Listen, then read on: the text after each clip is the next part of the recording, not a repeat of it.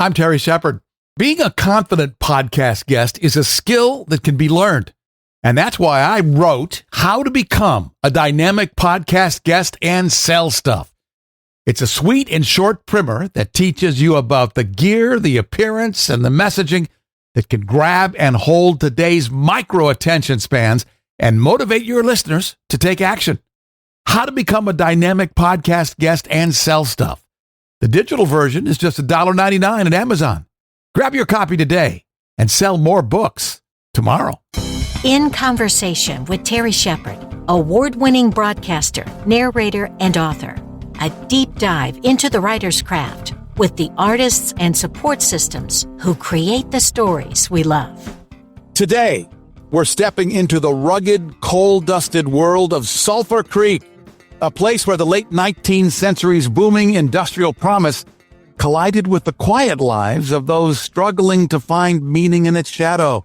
It's the evocative setting of Ghost Town, the newest novel from Dr. James R. Gregory, a writer whose own journey from global branding visionary to best-selling storyteller is as compelling as the tales he creates. In Ghost Town, Dr. Gregory introduces us to Sammy Murphy, a young man raised in near total isolation, navigating a life shaped by dark mine shafts, long-buried secrets, and a longing for connection he can barely name. His story intertwines with that of Barry Bacon, a titan in the making, whose ambition rivals the Carnegies and Rockefellers of his age. As Bacon's empire begins to crack under the weight of its own excesses, and Sammy experiences an unexpected awakening through a brief but life-altering love, both men are forced to confront the deeper truths about power, belonging, and what it means to be fully human. Dr. James Gregory, welcome to the conversation. Terry, thank you very much. It's nice to be with you. I always worry in these intros about telling too much about the story. What was the story you most wanted to tell in Sulphur Creek? You really did encapsulate the concept, so that I'm pretty much finished. The seed was developed when I was 10 years old, and I went with my dad in his pickup truck, his Chevy pickup truck, to get a load of coal at the coal mine. We did it the hard way. We didn't get deliveries of coal. We went out to the mines and got coal dumped into our truck. We then took it to our home and shoveled it into the basement. So at 10 years old, we pull into this little isolated coal mine, and out from the mine comes this kid about my age, 10 years old. And he was covered with coal dust from head to toe. And all I could see was his eyes. And it made such an impression on me that this young kid, my age, working in a coal mine. He was the son of the owner of the coal mine. And it wasn't slave labor or anything. He was helping his dad, and like I was helping mine. But he invited me to go into the coal mine. I said, sure. In my mind, I'm saying, surely my dad is not going to allow me to do that. So I turned to him and asked, is it okay? And my dad said, sure, just don't go in too far. Murph was his name, walks me into the coal mine. And we get in far enough that it begins to get dark. And I hear a coal car coming on the tracks, and it's reverberating in the coal mine. And it scared the wits out of me. I've never been more frightened in my life. And I go tearing out of the coal mine, just sure that it was collapsing on me. All I could hear when I got out was Murph laughing. And it echoed. Now that sound echoed all my life. I've heard that laugh over and over. But I found out that this was a young man who was working for his dad, working in the coal mine in an isolated place. And that seed has stuck with me all my life. And I thought, what if he had been born there? Now, I have no idea where he was born, or what if he grew up in that coal mine? What would that life be like?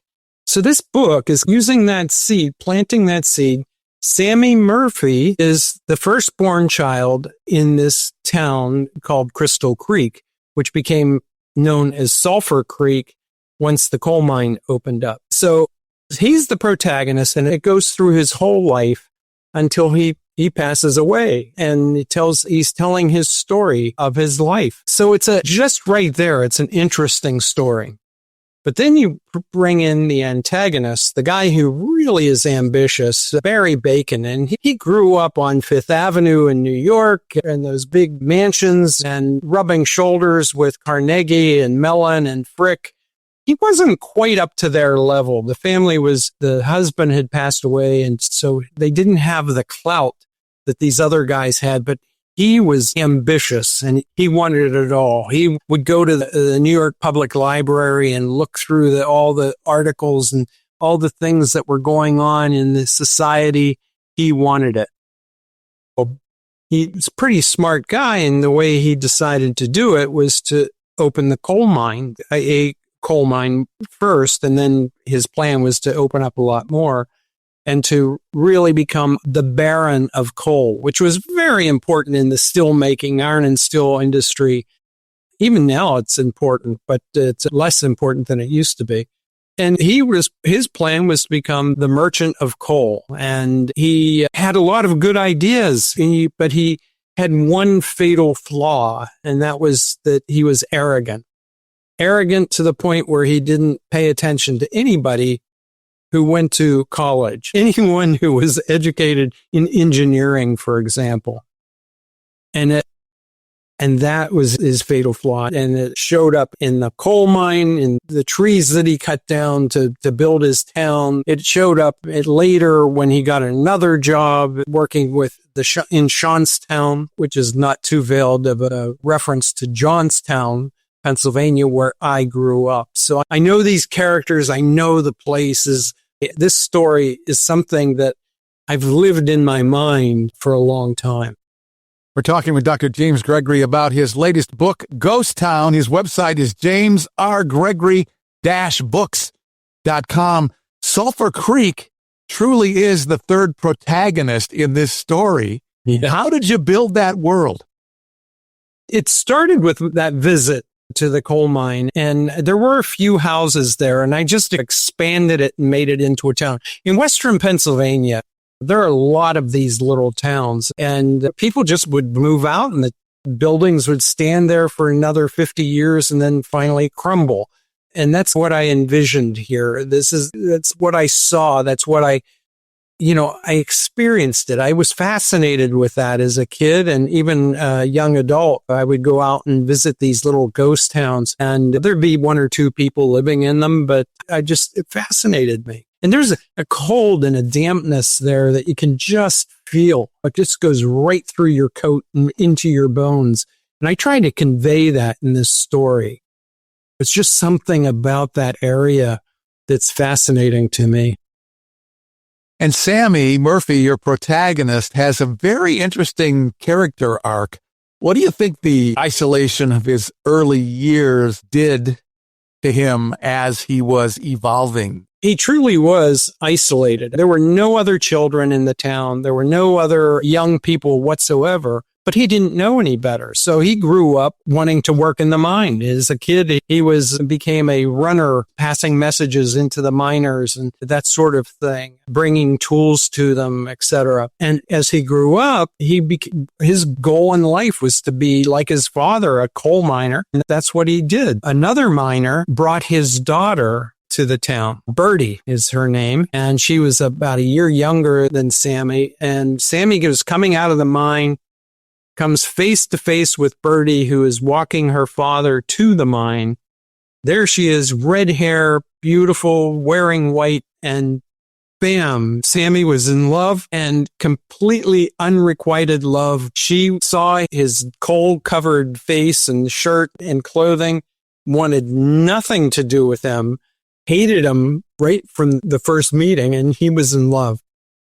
And is determined, even despite the wall she puts up, is determined to get to know her and to win her love. Almost does it.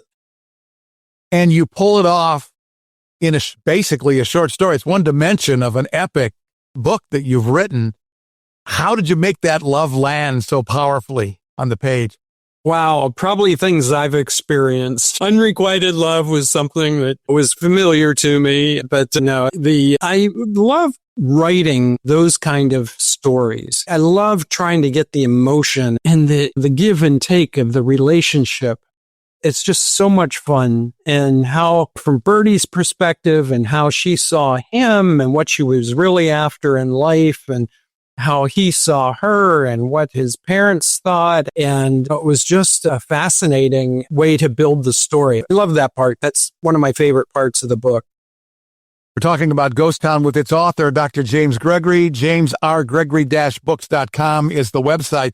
It's so easy to make a character like Barry Bacon into a caricature, but you didn't. How did you make him human on the page? He was basically a good man, not good in the traditional sense, like some of the other characters in the book, but he was not intentionally greedy. But his personality overcame him and controlled him. And when he didn't listen to his engineers, when he didn't listen to good advice, it wasn't totally his fault.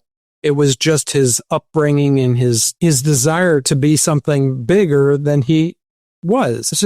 He's an interesting character in the book, I think. Even when it gets real bad for him, he's somewhat sympathetic as a character. Even though you want to hit him over the head and say, don't do that, it's still, there's a sympathy for him. You're known for your corporate branding work, identity, clarity, and persuasion. How does that world shape the way you build a character and a story? When I sold my business in 2013, I really started transitioning away from my business books to writing fiction. And the first book that I wrote was called Small Fortunes. And this was about building the business and the relationship I had with my wife, who was my partner. And what was good about that is I had to fictionalize everything in there, even our lives, who we were. It wasn't a autobiography or a memoir. It was a fictionalized memoir. Otherwise, I would have had to really get permission from so many different people. Once I started doing that and creating fictional characters, I realized how much I loved it. And that's when I started writing the fiction and creating fictional characters. This is my third book in 3 years. The first one was called Zephyr's War. The second was Killer App. And the third is Ghost Town. And I have a fourth that should be out in about a year, about this time next year, called Undercurrent. And so I love writing. It keeps me busy. And each story is different. It's not like a series of where the characters are all the same. Each story is completely unique and unto itself. How do you think your storytelling has evolved over the course of those 4 books? I'm getting better. It's not that the first one was bad, but it was shorter. I was concerned that I was verbose. And now that I've been writing for a while, I realize that I'm a pretty good storyteller. I enjoy storytelling, and I can weave some complex things and end up in the spot where I'm trying to go. That's hard to do for most fiction, not most fiction writers, but some fiction writers. That's a hard thing to do. And I love doing it. For me, it's pure entertainment and a lot of fun. What's the most inconvenient thing about being an author? That's easy. Marketing. And I'm a marketer. For goodness sakes. I spent my career marketing and being a pretty good marketer, but I have so much trouble marketing my own books. It's just very tough. It's not something I enjoy. I want to be writing. Editing is even fun. It's like the first draft, I really have fun. The second draft is really interesting because you're pulling it all together and you're trying to make this thing really start to hum. The third draft is starting to be a bore. Fourth draft is just hard work. It's like, which word should I use? Does this make sense? Is this better? Is that better? And that I don't enjoy. And then you got a complete manuscript. You send it to the publisher, and there's another year. I don't know what the publishers do with it. Having a book come out every year for 3 years, and now the fourth one, means that I'm tied up for 9 years. It's a 9-year project. So it's not been easy. What do your readers like most about your writing? They love my characters. They really give me good feedback. I've been getting great reviews on Ghost Town, and they like my characters. They like the interaction between them. They like the communication. And that's, to me, was a hard thing to do. I wasn't sure that I would be good at it, but I'm pretty good at it and I enjoy it. So that's what I'm doing. What do you hope people who read Ghost Town will take away from their encounter with the story? Not to be arrogant. If you're in a position where you're responsible for a lot of things, be open-minded and don't be arrogant. Pay attention to what people are telling you. I tried to do that in my business. Sometimes it worked. Sometimes I was arrogant. But it's a very interesting thing to have as a goal. The other thing is simply to appreciate your time in this world. This Ghost Town represents one person who was born and his lifespan until he died. He did a lot with his life, even though he was completely isolated from the rest of the world. It's just, I think that's an interesting angle in that particular book. And people are giving me that feedback.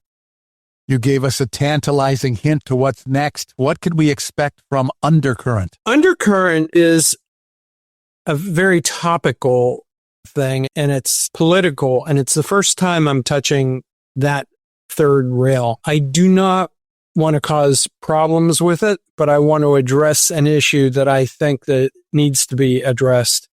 And that's, how do we deal with the illegal aliens in a way that is fair to them and fair to us? And we can create some simple rules that we can follow, and they understand them, and we understand them, and we're all working together as one. That's not going to happen, but that's my goal. And in that book, it's about an uprising from illegal aliens who gather in Florida, by the way, and not too far from where I live. They start an uprising, and that's what it's about. It's a pretty intense book. Every book I've written has been a different kind of book. Ghost Town is historical novel. This is a